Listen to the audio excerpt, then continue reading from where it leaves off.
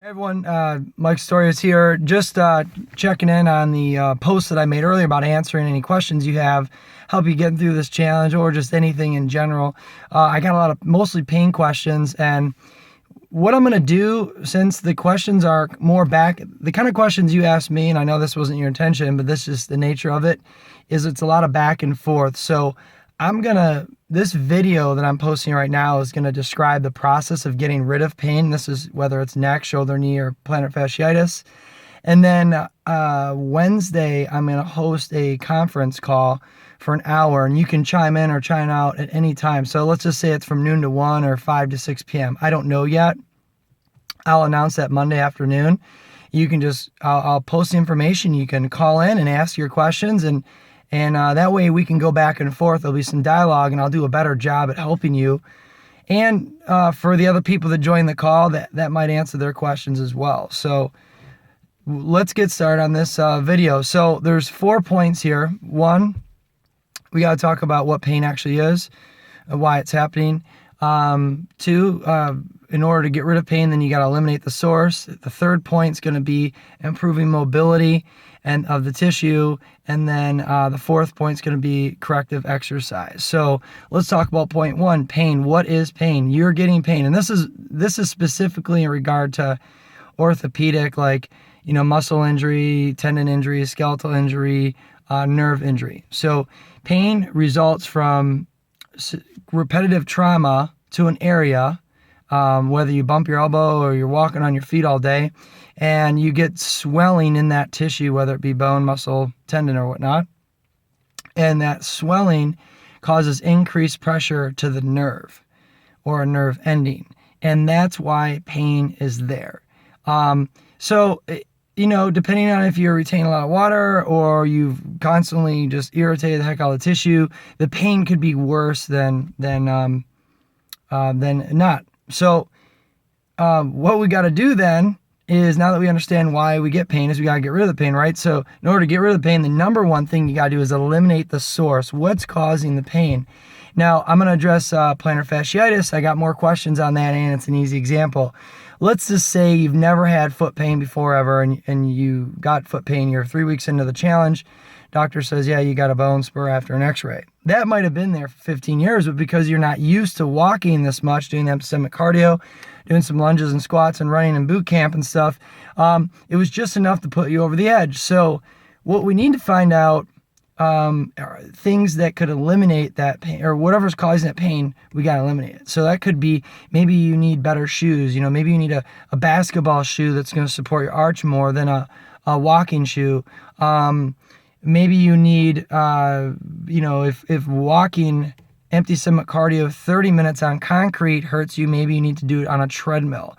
Walking on concrete, or sidewalk or roads, the surface is not flat, it's slightly convex or on an angle to some extent, and even 1 degree of an angle is enough to change the mechanics of your foot when it hits the ground, stressing tissues over and over on a way that your body's not used to. Could cause that inflammation of that bone spur smashing down on your foot every time you take a step. I know that was a little gruesome, but that's the reality of it. If you got hip and shoulder or back pain, if you got right side shoulder pain and you're sleeping on your right side every night, or maybe you roll back and forth, you're not sure, but you end up sleeping on that. If you got right shoulder pain, you're sleeping on the right shoulder, we heal at night. Okay, so, or when we rest for more than 30 minutes. So if your body's trying to heal from a hard workout and you're sleeping on that right side, those tissues are compressed. So the blood, they would normally go into the shoulder muscles and area in that region to heal while you're sleeping. It can't do that, but it's constantly trying. So you'll wake up the next day with pain because your body didn't get to heal. With that being said, that same thing for your hip. Your hip could be sore, or it could just be the actual compression. Let's say that your muscles are sore already or tight on that side, and you're laying on it. So when you lay on your right side, you're kind of scrunching, shortening that side. That could be irritating it too. Or if your neck's sore and you got too many pillows stacked and you're sleeping like this, you could be overstretching it. Or if your pillows are too low and you're laying on your side, your neck could be like this, and it could be condensing it, making too tight. So there's several things that you could be just doing in your environment that's screwing you up.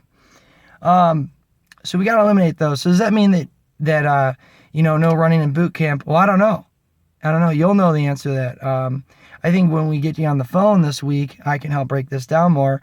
But the questions that you should be asking yourself in general and before you get on this call, if you do, is, am I getting pain with walking? Okay. If not, maybe not worry about it. Does running or shortly after running, do I get pain? Okay. Well, maybe stop running for a week. Is jumping bother it?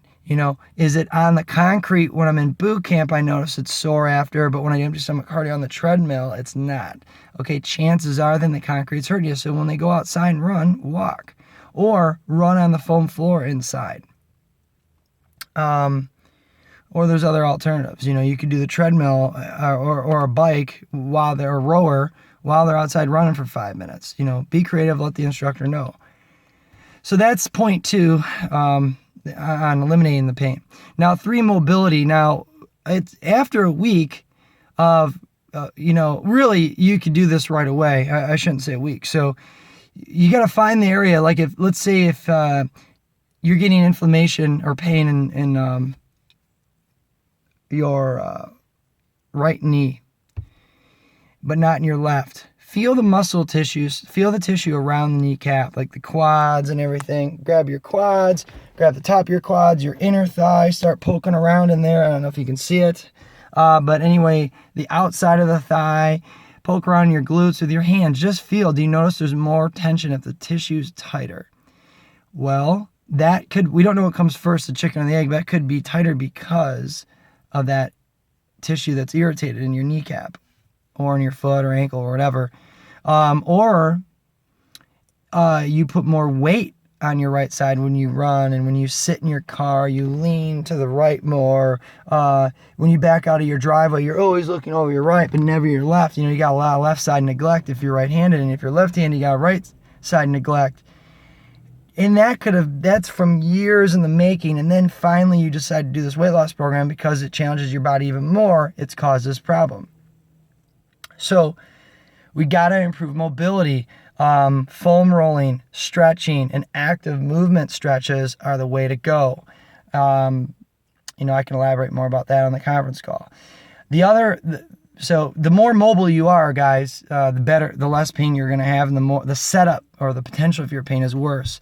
If you're a sloucher and you throw your head forward like this, start lifting your chest up more. Don't slouch. Be proud of who you are as a freaking human being. Every one of you is worthy, so no one should be slouching, okay? Sit up tall, and if you sit at work, don't sit or stand. Every 30 minutes, do the opposite and do some stretching, rotating to the right, rotating to the left, bend upwards, bend downwards, just for like 15 seconds, and that's it. Okay, so that's what you got to do to improve your mobility. You could get a massage or go see a physical therapist, and by trade, that's what I am. But I recommend that you start learning this shit on your own, because you're never going to always be able to keep going to therapy, especially how insurance is. It's not, you might go to therapy and only 50% of your bill is covered. So it's going to be beneficial for you to learn this on your own so you're self-sufficient, which I'll be posting videos on, etc., to help you with that. Then the final point, the 4th point is corrective exercise. So let's say, you do all the other steps. You eliminate what's causing the pain. You do the foam rolling and stuff and some stretching. And then that's it. Well, that's going to get you feeling good, but your body is going to, when it goes to move, now it's got more mobility, right? But those muscles that, from you being so tight, let's say you're tight in your right side of your low back, well, the whole right side's going to be tight, the hip and the shoulder and everything, where the left side's mobile. So let's say for all that time, the 20 years you've been tight and you're unaware of it, or 2 years or 3 months, well, that other side, or the side that was moving, was being overworked and is overstretched, and the side that was tight is weak and stuff and shortened still. So you got to use those opposite muscles on the other side of the muscle on the other side of the body to kind of overtrain or work a little bit more than the right, if it's the right side that was tight, to level your pelvis out or whatnot. this is all going to depend. So that's why I can't just send you a text. But my idea was, I wanted to help you in general create dialogue. So the corrective exercises, though, will adjust that. And then the corrective exercises balance your strength out so that way you can go move and function normal. And it should eliminate the pain. Or at least be manageable so you're 95% of what you once were, which I'll take 95 over 75 any day. So that said, I'm going to let you know this Monday afternoon. I'll post a time when I'm going to do a conference call, and it's going to be an hour long. You can check in for 3 minutes, 2 minutes, 1 minute, 30 seconds, or the whole hour. Doesn't matter. And I apologize for this video getting you so late because for whatever reason, it kept, I didn't film this till Sunday morning, but I kept having issues with my phone trying to create a YouTube file to see this post. I don't know. I'm not a big techie guy, so I don't know. I just was able to get to you now. Hope this helps.